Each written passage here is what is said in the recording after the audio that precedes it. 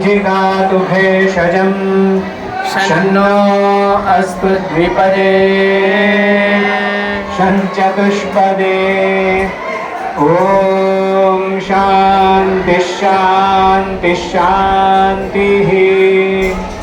ॐ सहना भवतु सहनौ भुनक्तु सह वीर्यं करवावहै तेजस्विनावधीतमस्तु मा विद्विषावहै।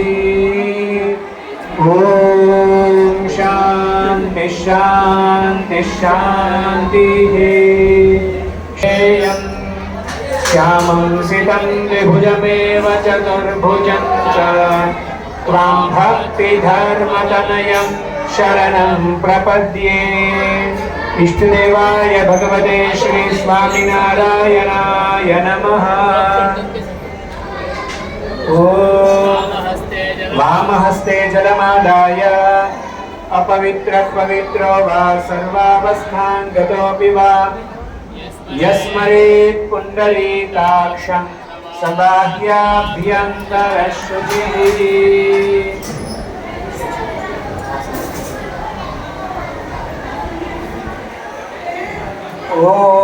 आदौ भण्डारं नित्यं देवताह्वानरक्षणम् एष रक्षो श्रीमान् सर्वासुरविनाशनः।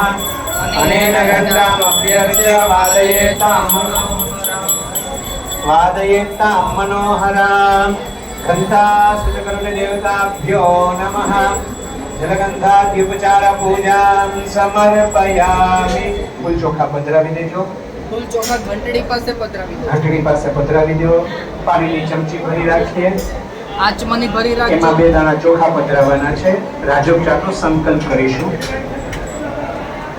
હરે ભદ્રંગે કાબ્જે મેરો દક્ષિણે પાર્શ્વે નર્મદાયા ઉત્તરે તીરે સાપ્રવત્યા પશ્ચિમે તટે શ્રી ભક્તાલય નગરે ગોમતી તીર્થ સન્નિધૌ कार्तिक मासे भगत्वेन महामहोत्सवांगत्वेन अद्य प्रथमे महोत्सव दिने सायं आराधनांगत्वेन भगवन् मुखोल्लासार्थं राजोपचार पूजा आराधनाख्यं कर्म यथाशक्ति करिष्ये।